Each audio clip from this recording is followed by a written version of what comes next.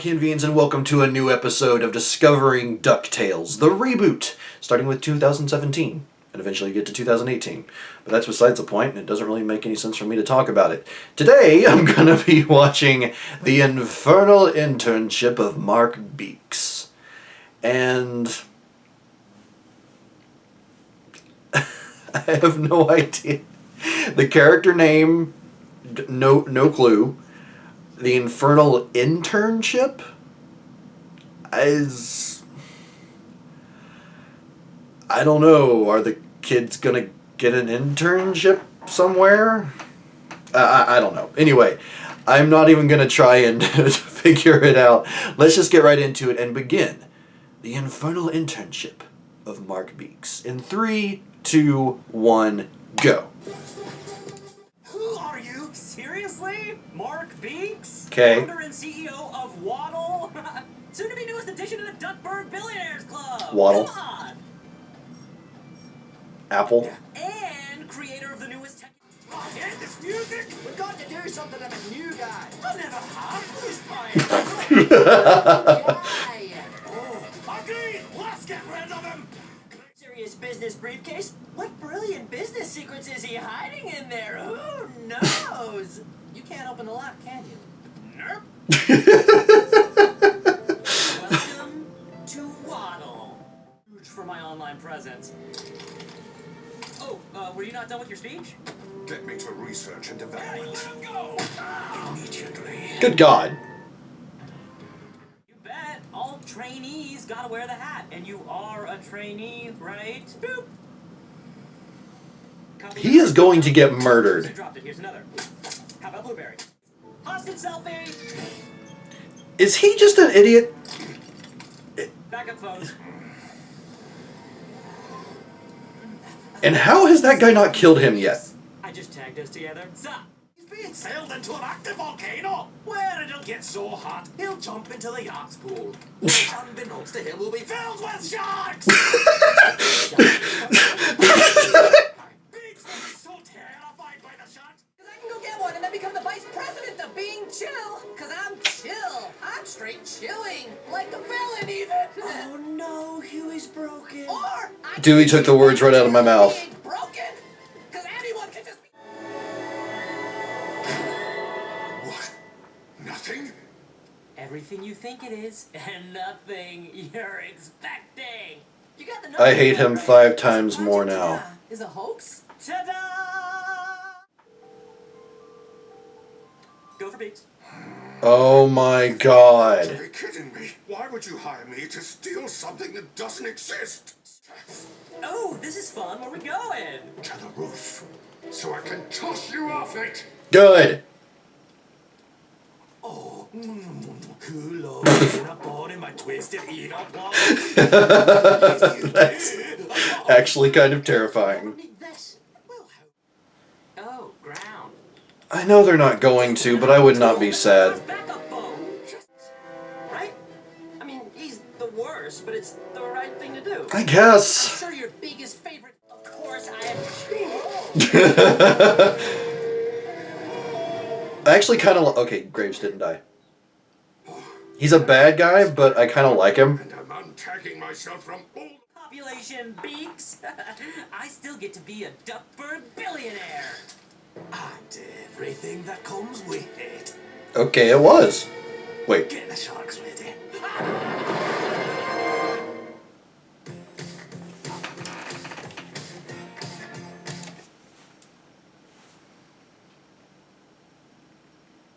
No, obviously it's because it's a cartoon.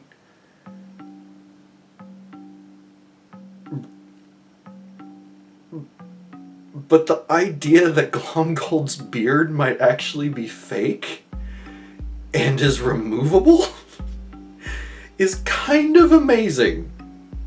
I kind of hope that's actually a real thing, that it's not just something played for a gag, but in fact something that's real. Like Scrooge could go over to Glomgold sometime and just rip his beard off, and it wouldn't...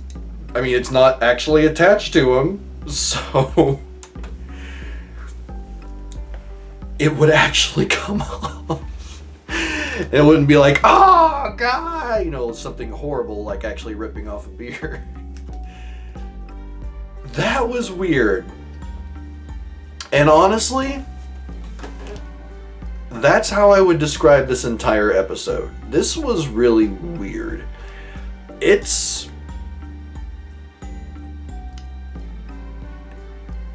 not bad. Well, when I say it's not bad, it's like, I know that kind of implies it's like I didn't care for it. And I would say that overall this episode was one of the weaker ones, I feel like, that I've at least watched for a little bit. But again, it wasn't bad. It had a very interesting new character. And in fact, maybe that's what I didn't like about the episode, was primarily Mark Beaks. But yeah, the episode as a whole, it was interesting. Not great. Not even necessarily good, but it was interesting. And not bad. Again, it's not bad, just not one of their better ones so far this season. But yeah, now let's talk about some of my favorite parts of this episode. And let me show you a quick example here of, let's say, the previous episode that, oh, well, actually, no, okay. So yeah, I don't write down a lot of stuff for DuckTales. I was just misremembering. But yeah, not a whole lot of stuff to talk about. But to start off with, Scrooge and Glomgold. Starting off with that weird staring contest, which already we were off to a weird start because it's a staring contest between the two of the richest people in Duckburg. And it's just, I feel like there's something like that in the original series where it's like they had a special club that they would actually go to, and then they would do not necessarily a staring contest, but something similar. I don't know, it's just really weird. But then the concept of them potentially teaming up to like get Mark Beaks out of the club because he's annoying, and well, I guess their view toward him is really more, it's like, you know, this young new billionaire, he's annoying, let's get him out of our club. Like, I also find him annoying, but for more than just him being annoying. He's a horrible person. And I mean, well, Flintheart Glomgold is definitely a horrible person. Scrooge, you could make arguments that he's not a good person, at least not all the time. But yeah, so it's not being, I don't know, it's just a really weird concept, them getting ready to, or preparing to team up together to take out Mark Beaks. And then that just leads to really Scrooge just kind of going along for the ride. Like, Scrooge never really even participates in the idea making of trying to get rid of Mark Beaks. It's just kind of like, he's just kind of exhausted and staring at Flintheart while Flintheart starts with a slideshow, and in the process of us cutting away from him starting the slideshow to the next time we see them, when Scrooge has fallen asleep, apparently over the span of a few hours, he hasn't even gotten to the plan. It's the declaration of hatred that Flintheart has for Mark Beaks. Again, it's just so weird. And it makes total sense, you know, there at the end where Scrooge realizes, oh, you were actually planning to betray me and kill me this entire time, weren't you? No. Yes. But so yeah, that was overall an actually fairly inconsequential process to the entire episode. Up until like that final gag again where Flintheart appears as a delivery guy who doesn't sound at all like Flintheart. Maybe that's the actor's actual voice? I don't know. But yeah, it's it was very strange, to say the least. But moving on from there, Huey and Dewey. Now, I like the way they played off of each other in this one, because it really did go off of the, Dewey is more of a fake it till you make it kind of character, or he's at the very least very charismatic. He's very energetic, and he's able to, he really likes to just try different things. Not necessarily dedicate himself to anything, but just try different things and do a bunch of different stuff. And oh, hey, Louie is also kind of a poster child for ADD, but like if Louie is the poster child for ADD, then Dewey is the poster child for ADHD. So yeah, I think that works pretty well. And then Huey, I commented on this in the episode, but he's trying so hard. He really is. And so when he gets upset about Dewey getting that VP position from Mark, it's understandable. It's understandable, especially when he's been working so hard. And like he said himself, how can I win and still lose? Like, he won the internship, but then Dewey won a VP position because he had a briefcase. And because Mark Beak is weird. Very weird. But even going into like the little kinda sorta heart to heart, they have when Graves is about to throw Mark Beaks off of the roof. I think what it really boils down to is that Dewey. I find it sad that like Dewey kind of reduced himself to Mark Beaks' level, because yes, Mark Beaks is a billionaire in the universe there, but personality-wise, Dewey is a much better person. Or a much better duck, I guess you might say. But he recognizes that Huey, he talks about checklists, but he acknowledges that Huey is very smart. And it's because of Huey that, he knows that they'll be able to pull off whatever they need to in order to save Mark Beaks, unfortunately. And I'm not gonna lie, when Dewey said, we should save him, right? I mean, he's totally the worst, but it's the right thing to do, right? I was torn. Yes, it's the right thing to do, but he is absolutely the worst. But yeah. So yeah, actually, maybe I'm finding that I don't care for this episode as much as I thought I did as I'm going over it, just because even some of the positive elements of it, like the funny elements of it, which are Huey and Dewey, and then also Flintheart and Scrooge, not that great. Or at least maybe just not pulled off that well, or maybe it's just because I was so distracted by how much I disliked Mark Beaks that kind of pulled it down. But before I get to Mark Beaks himself,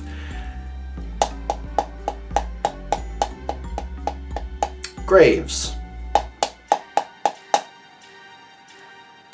I know he was technically a villain in this episode. I don't know if he'll ever appear again, but I liked him. I liked the personality. Again, as far as corporate subterfuge goes, not the most subtle. Like, he literally just comes in and says, I'm here to steal Project Tada. And yeah, but the way that he made the episode for me, I think most of all, because of how he was playing off of Mark Beaks just being an idiot. Like the way he responded to all that and just like constantly breaking the phones and getting fed up and just like, let's go. I really liked Graves. I hope he appears again and maybe he'll finish the job with Mark Beaks. Probably not. But, you know, a person can dream when it comes to characters you really dislike. But, yeah. So, Graves was a cool character, fairly intimidating, had some great lines. It's like when Dewey was coming at him with the briefcase, swinging it at him. What was it? Graves goes, "Time out. Let's take these horrible beanies off. They're ridiculous." Something along those lines, paraphrasing. But yeah, he had some really good lines, and I feel like he was the actual highlight of this episode. Which makes me kind of sad if he is just a one-off character, because if he's not, I really look forward to seeing how he might play off of other characters, possibly even as like an actual villain. Who knows? It would be really interesting to see. Because again, I say he was technically the villain in this episode, but it wasn't him who I hated. So, yeah. You gotta take what you can get, I guess, sometimes. But yeah, Graves. I liked him. I hope he shows up again. And then finally... Oh, well, actually, before that, the fact that Beaks was the one who hired Graves, it just plays into part of why I horribly dislike Mark Beaks, but also it was kind of funny. It was kind of funny to see the reveal. It's like, it's nothing. Okay. Oh. I'm calling my employer. It's you. Crap. Or not so much crap as, what is reality? Is this real life? Possibly what was going through Graves' head. But Mark Beaks. So, yeah, I don't know if the personality of Mark Beaks is specifically playing off of any particular, like, big CEO. Obviously, we have all the big names from Apple and Microsoft, and I guess maybe as far as the millennial vibe goes, which I think is what they were going for with Mark Beaks, like super eccentric millennial. They were probably playing a bit off of Zuckerberg with Facebook, but yeah, it's they were probably pulling from a bunch of different personalities and possibly also rumors. I don't know as far as those characters go, but he is just annoying to a degree that it's insufferable. And just the way he treats people in general, I was honestly getting angry at certain points. And I mean, it's a cartoon. It's a cartoon bird, whatever it is he's supposed to be. And it's like, is he supposed to be a chicken? I don't know. But just the way he talks to people in general, or the way he interacts with everyone around him, it's just completely insufferable to me. And again, I know that it's probably supposed to be sort of like, a little jab at, like, the millennials and everything, and it's like, oh, they're so obsessed with social media. But I'm sorry, there probably are people like that. I thankfully don't personally know them to that degree. Oh, but God, yeah, just so much about Mark Beaks. I cannot stand him. Cannot stand him. To the point where, obviously, I don't know if I included it in the YouTube version of the reaction, but I kind of wanted him to die. Or at the very least, I would not have been sad had he been dropped off the roof and he did not hit one of the trampolines. ideally, I would have preferred if he had hit one of the no-impact trampolines, since that's just ground. Yeah. But yeah. So, I think I did have a quote of the episode, and it's, ironically enough, not actually a quote, it's a tweet or a waddle, whatever it was they were doing. I guess they would call it a tweet. When Dewey puts, well, it's either Huey or Dewey, I can't remember which one does it, but puts, "My face looks like a butt." It was Dewey. It was Dewey who did that. Typed it in and sent it. And yeah, it got likes really quick. And it's so simple and stupid, and I think it's mostly Beaks' reaction to it, because he's just like, whatever. And then he realizes that he can't delete it because so many people saw it. And that just what made that quote for me. Like, it's such a simple, stupid thing, but it got under his skin. His feathers. Whatever. So yeah, that's why I really like that. And then as far as, like, if I were to have a track of the episode, and I feel kind of weird saying this, but the dubstep wasn't bad. Is like, I know some people who just flat out hate dubstep, and I get it to a degree when you hear too much of it, but it was actually not bad. It was decent. If they had played it too much in the episode, I would have been driven mad by it, but yeah, the remix of the bagpipes was actually okay. So yeah. I wish I had more energy for this episode. I wish I had more to say about this episode. I wish I felt more about this episode other than just kind of general apathy. So, yeah, in the long run, or just after analyzing some of this stuff, I don't hate this episode. It's just not good. It could have been written better, perhaps, or actually maybe not. With Mark Beaks, if this is the way they want that character to be written, then it probably wouldn't have mattered. I probably would still have disliked the episode because of him in general. So yeah, but at the very least it did give us Graves, and he's kind of awesome. So hopefully this won't be the last time we see him. But yeah, that's all I have to say. And I feel, again, kind of bad about it, because even after, the last one, the House of the Lucky Gander, where, I disliked, Gladstone? Yeah, Gladstone. I disliked him quite a bit, but I still really enjoyed the episode. And this one just felt so meh. Again, maybe that's it. It's like it didn't even have the energy, really, that kept me, going despite the annoyance at Beaks. Whatever, I don't know. Regardless, I really want to hear what you all have to say about this episode. Let me know if you agree, if you disagree. It's like, do you perhaps even like Mark Beaks? I've made it clear that I do not care for him. But if you do, please let me know why. I would be interested to know. I mean, part of it could just be maybe it's the gray and where I'm getting older, and it's like the character Mark Beaks might work better, or at least be less annoying for people who are younger. And if that's the case, awesome.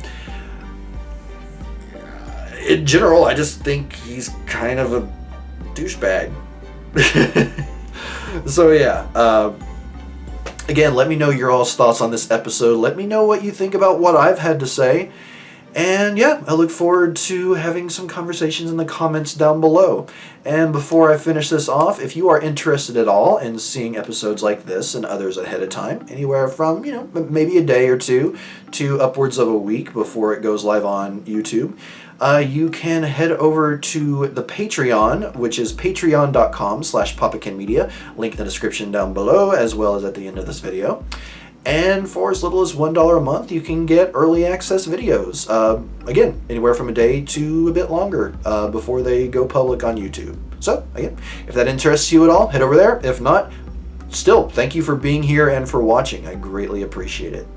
So, until next time, everyone, for the living mummies of Toth Ra. I'm guessing this is going to be a more interesting episode. So until then, everyone, I am Papa Ken. See you next time.